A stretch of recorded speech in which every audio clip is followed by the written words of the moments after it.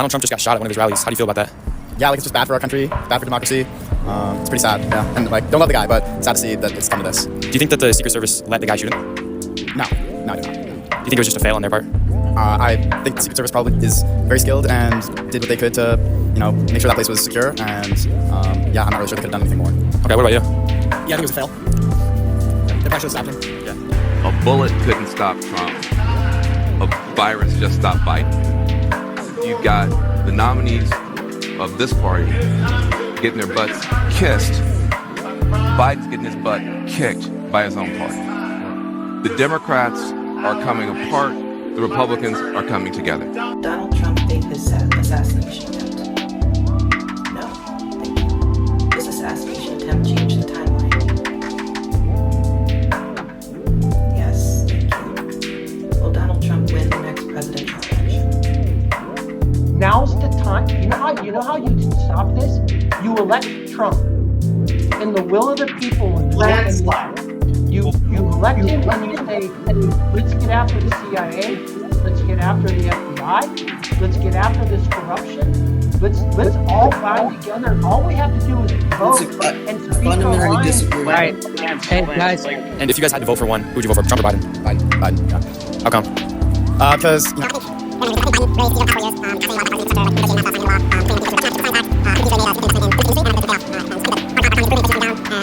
Yeah. All right. What do you think? yeah, I think the deep state's doing a good enough job, so even if Biden's not with it, like, whoever's pulling the strings for him, I'm fine to just have them keep doing it. So you think that?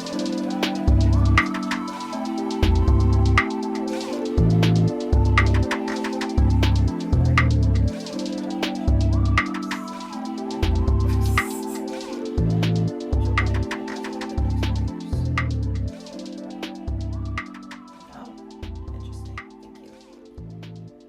Is the ocean considered another dimension? Yes, thank you. Is outer space considered another dimension? Yes, thank you. Please welcome the next president of the United States, Donald J. Trump.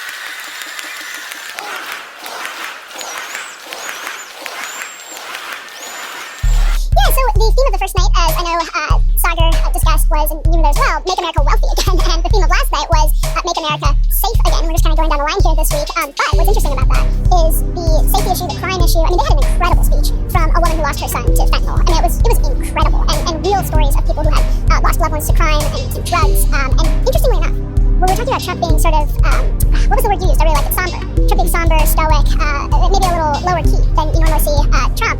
He was most animated when those average people were sharing their stories, and it wasn't even close. Evident. And anyone who wants to talk to me about rhetoric needs to first show me how they push back against the rhetoric of the Democratic Party in their Holocaust denial by referring to Donald Trump as Hitler. Like Mr. Teal, who has named his companies after things in the Lord of the Rings series of J.R.R. Tolkien books. Lord of the Rings is a sort of favorite cosmos for naming things and cultural references for a lot of far-right and alt-right figures, both in Europe and the United States. Peter Thiel names all these things after Tolkien figures and places, like his company Palantir, for example. Like his mentor, like Peter Thiel, who had given him all his jobs in the world, Mr. Vance also, when he founded his own venture capital firm, with help from Peter Thiel, named it after a Lord of the Rings thing. He called it Narya, N-A-R-Y-A, which you can remember because it's Aryan, but you move the end to the front. Apparently that word has something to do with elves and rings from the Lord of the Rings series. I don't know. You know, people are entitled to their sexual proclivities. You know, I mean, let there be 1,000 blossoms bloom as far as I'm concerned. You know, but I ain't spending any time on it because in the meantime, every 3 months, a person was torn to pieces by a crocodile in North Queensland.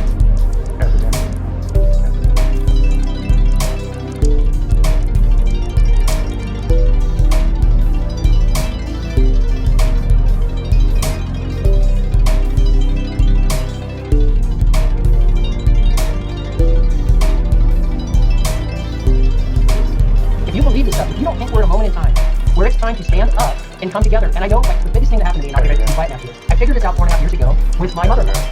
We could not, she is unhinged. She watches MSNBC all the time. She is unhinged. She has broken up with friends, family. She attacks us. And what I told my wife was, oh, it clicked to me. She's in a cult. Like, it's a cult mentality. Joe Biden, I am gay. Best s'more hat. Donald Trump just got Going bottom line to every single thing that's going on in this great country today is one thing. We become totally unhinged if Donald Trump is not elected in November. Donald Trump just got shot. And once that light bulb went off, we realized we want to be in a relationship with her. We really can't talk about it. But we realized is you can't provide her with any evidence or any common sense or anything that breaks your bubble. And so once I realized that, it helped me do this. But we're in a time right now. So here's the one thing people talk about: does voting matter? You know how I know voting matters? They wouldn't try to cheat so hard in these elections if voting didn't matter. They wouldn't be doing. We want for you what we want for every American: safe neighborhoods, clean streets, good jobs, a better life for your children, and a justice system that treats everyone equally. Our message to Gen Z is this. You're going to be the generation that actually saves this country. You want to be a rebel? You want to be a hippie? You want to stick it to the man? Show up on your college campus and try calling yourself a conservative. Say you want to get married, have kids, teach them to believe in God and pledge allegiance to their country. So how was Ramaswamy received? Extremely well, Ryan. I just keep going down the line here.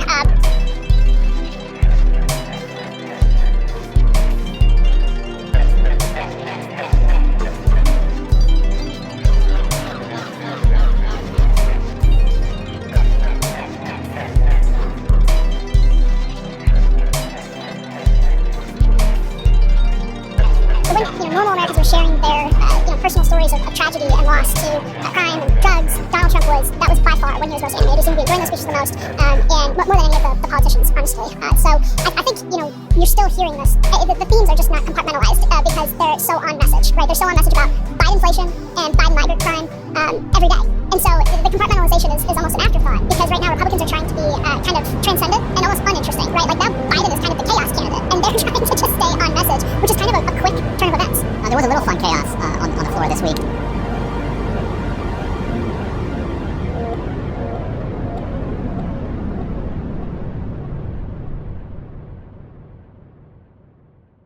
After he made his clear pitch to millennials and Gen Z, Lee Greenwood took the stage, just a fountain of youth, and it was a bunch of boomers kind of dancing on the convention floor to a rousing Lee Greenwood live performance. And that's to be expected of any political party that you're sort of torn between these two demographics. But I thought.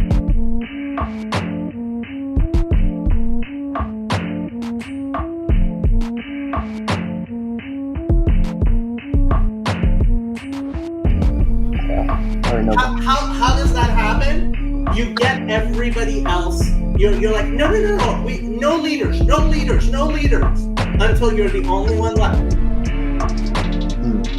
Are you saying that was intentional on his part? Like that was? It doesn't have to be intentional. It's a tactic that works.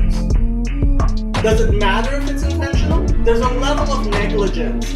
If you actually believe no leaders, how about when you get offered to be the leader and you say no? That occasionally pop up. One is isolationism, and it's evil twin protectionism, and it's evil triplet nativism. So if you study the 20s, for example, there was an American First policy that said, who cares what happens in Europe? What happened in Europe mattered, eventually, because of World War II. There was Smoot-Hawley, which was a part of an economic policy, which basically said we don't want trade. In other words, let's still have barriers. And there was an immigration policy that I think during this period argued we had too many Jews and too many Italians, therefore we should have no immigrants. And my point is we've been through this kind of period of isolationism, protectionism, nativism. I'm a little concerned that we may be going through the same period. I hope that these isms pass. What's your plan to be the president for the next 4 years? No? Interesting, thank you. Is the ocean considered another dimension? Yes, thank you. Is outer space considered another dimension? Yes, thank you. Does each soul have a gender? Yes, thank you. Are the chakras related to the endocrine system in the body? Yes, thank you. Are dinosaurs dragons?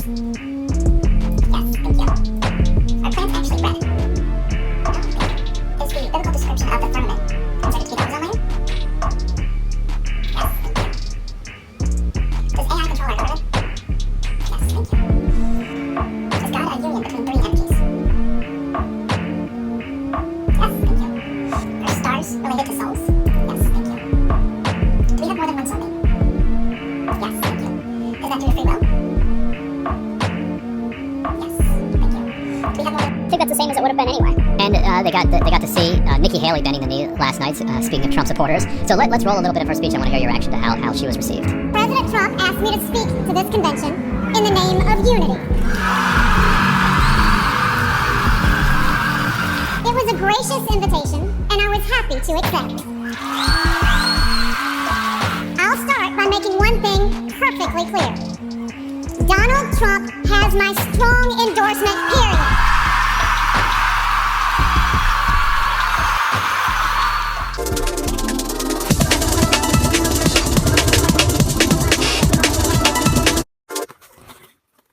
My fellow Republicans, let's send Joe Biden back to his basement and let's send Donald Trump back to the White House.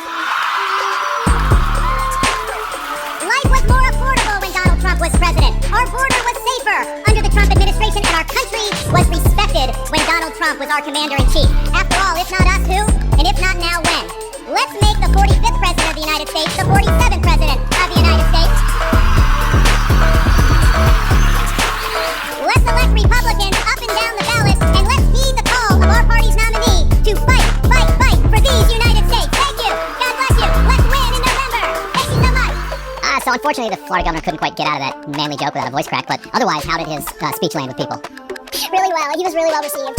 No booze at all for Ron DeSantis. Trump looked very pleased. There was one video going around online of Trump very much enjoying the Weekend at Bernie's joke DeSantis made. But DeSantis was very, very forceful, and people were really loving what he had to say. And again, it was back-to-back Nikki Haley, Ron DeSantis, and it was, in a sense, politically smart that they paired it that way, because it looked not just like, oh, hi, we love Nikki Haley, we love Ron DeSantis. It looked like, here is everybody rallying behind Donald Trump. This is the quote unity show that the Trump campaign was presenting to everybody, and it was well received. Just some booze for Nikki Haley, but like I said, those were drowned out by cheers.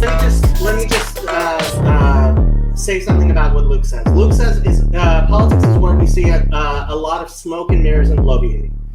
Then get out of politics. Stop talking about the politics. If you really believe that, then stop being so political. Oh, but you won't. Oh, but you won't. That's the point.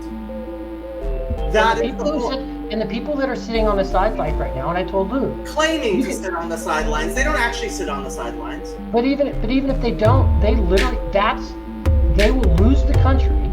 They will lose the country to this and say, well, I don't want to get into that or whatever. Fine, and you can be that way, but I'll tell you, you're part of the problem.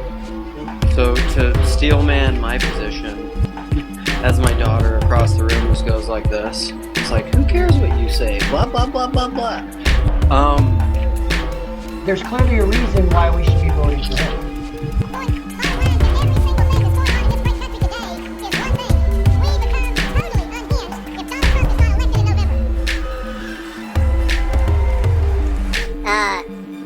To me, leadership is more about, like everything, it's emanation and emergence. And so, like, if you insist on too much emanation, too much top-down, too much picking your leaders instead of letting them naturally emerge, you're going to run into problems. You're going to try to force probably will and narratives on top of something that isn't going to work.